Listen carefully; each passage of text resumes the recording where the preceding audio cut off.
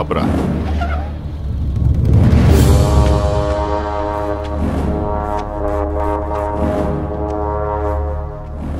ఏంట్రా ఆలోచిస్తున్నావు? వచ్చిన పని అంత తొందరగా అయిపోయింది అంటానా? మగాడిని తెద్దామనుకున్నాను రా దానికి. కొంచెం కూడా కసి రోషం లేని నీలాంటోడు ఈ ఇంటికి ఎలా నచ్చాడో నాకు అర్థం కావట్లేదు.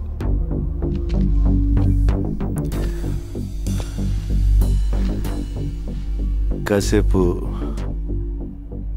అమ్మాయి మ్యాటర్ పక్కన పెడదాం. రెండోది ఏదో మగతనం మగాడనో. మగాడంటే చీ అన్న చీవు నెత్తురు లేకుండా నవ్వుతూ పడుండే నీలాంటోడు కాదు.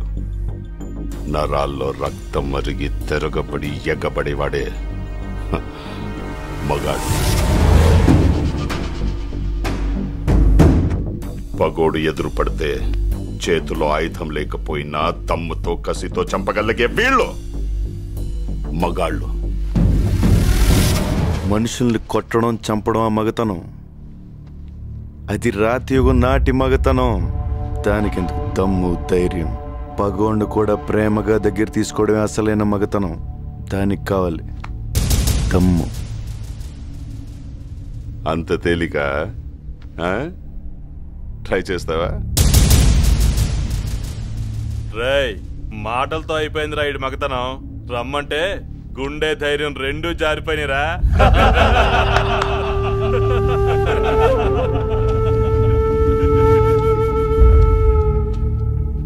పగోడ్ని ప్రేమించాలని నువ్వు చెప్పిన మగతనం నేను ట్రై చేస్తా. కానీ నేను చెప్పిన మగతనం నువ్వు ట్రై చేస్తేనే.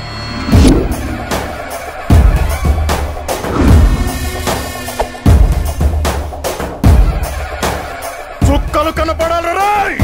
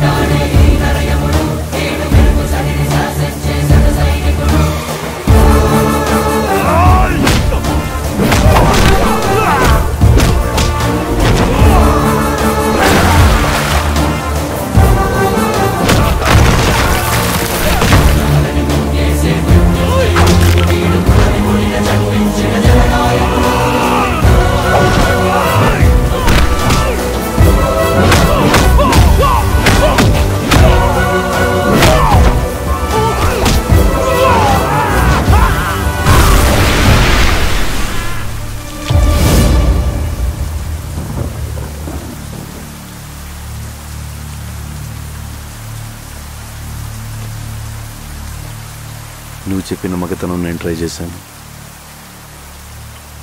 నేను చెప్పిన మగతనం నువ్వు ట్రై చేస్తావు.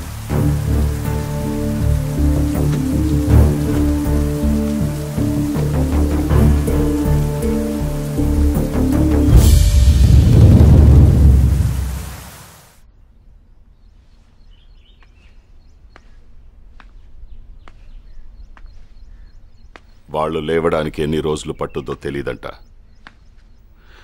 తిరిగి లేస్తారో లేదో కూడా తెలీదు.